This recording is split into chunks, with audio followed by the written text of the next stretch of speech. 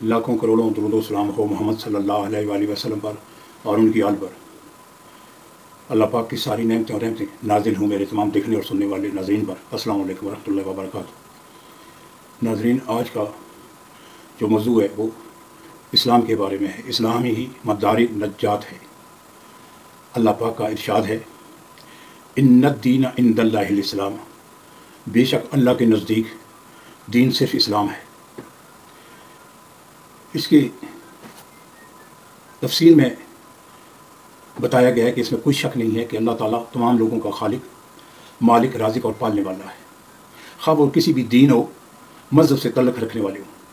اللہ تعالیٰ نے سب کو پیدا کیا، وہی سب کا رزق دیتا ہے اور سبھی کو حیات اور لوازمات حیات عطا فرماتا ہے۔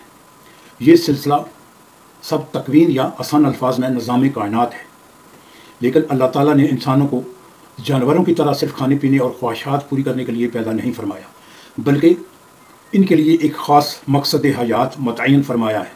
اس لیے انہیں بغیر ہدایت کے نہیں چھوڑا، بلکہ حقیقی کامیاب زندگی گزارنے، مقصد حیات کو پورا کرنے اور بارگاہ الہی میں سرخرو ہونے کے لیے انبیاء اکرام علیہ الصلوۃ والسلام کے ذریعے اسلام کی صورت میں ہمیشہ ایک بہترین طریقہ عطا فرمایا ہے، اور اس سلسلہ میں ہدایت کو اپنے آخری نبی حضرت محمد صلی اللہ علیہ وآلہ وسلم پر مکمل فرما دیا۔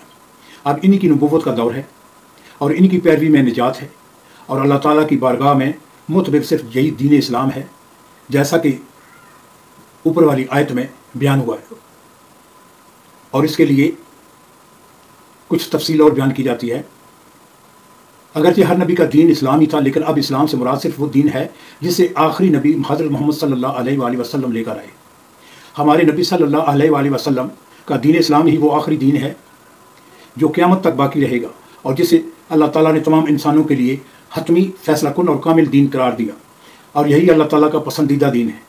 ارشاد فرمایا، الیوم اکملت لکم دینکم واتممت الیکم نعمتی وردیت لکم الاسلام دینا۔ آج میں نے تمہارے لیے دین مکمل کر دیا، اور میں نے تم پر اپنی نعمت پوری کر دی، اور تمہارے لیے اسلام کو دین پسند کیا۔ اس دین اسلام کے علاوہ کوئی دوسرا دین اللہ تعالیٰ کی بارگاہ میں ہرگز مقبول نہیں، خواہ وہ بت پرستی، آتش پرستی، مظاہر پرستی کا دین ہو یا کوئی اور آسمانی کا لانے والا دین، جیسا کہ ارشاد فرمایا، وَمَن يَبْتَغِ غَيْرَ الْإِسْلَامِ دِينًا فَلَن يُقْبَلَ مِنْهُ وَهُوَ فِي الْآخِرَةِ مِنَ الْخَاسِرِينَ۔ اور جو کوئی اسلام کے علاوہ کوئی اور دین چاہے گا تو وہ اس سے ہرگز قبول نہ کیا جائے گا، اور وہ آخرت میں نقصان اٹھانے والوں میں سے ہوگا۔ ہمارے نبی حضرت محمد صلی اللہ علیہ وآلہ وسلم قیامت تک تمام انسانوں کے لیے اللہ تعالیٰ کے آخری رسول ہیں، اور آخرت کی کامیابی، جہنم سے چھٹکارا اور جنت کے اصول کی قطعی شرط اب نبی کریم صلی اللہ علیہ وآلہ وسلم پر ایمان لانا ہے۔ جیسا کہ حضور صلی اللہ علیہ وآلہ وسلم نے فرمایا، اس ذات کی قسم جس کے دست قدرت میں محمد صلی اللہ علیہ وسلم کی جان ہے، اس امت میں سے جو آدمی بھی خواہ وہ یہودی ہو یا عیسائی میری نبوت کی خبر سنے اور وہ اس پر شریعت پر ایمان لائے بغیر مر جائے، جسے دے کر مجھے بھیجا گیا ہے، تو وہ جہنمی ہے۔ مسلم صفحہ نمبر 82، حدیث 386۔ تو جو دین اسلام پر نہیں یا اس دین پر تھا اور پھر چھوڑ دیا، اس کے لیے اللہ تعالیٰ نے اپنا فیصلہ قرآن میں انتہائی واضح، صاف، صریح، غیر مبہم الفاظ میں ایک جگہ نہیں بلکہ کئی جگہ، سینکڑوں جگہ بیان فرما دیا ہے۔ آپ صلی اللہ علیہ وآلہ وسلم کو ماننے والے یعنی مسلمان ہی نجات پانے والے ہیں۔ السلام علیکم ورحمۃ اللہ وبرکاتہ۔ ناظرین، جس طرح آیات میں بیان کیا گیا ہے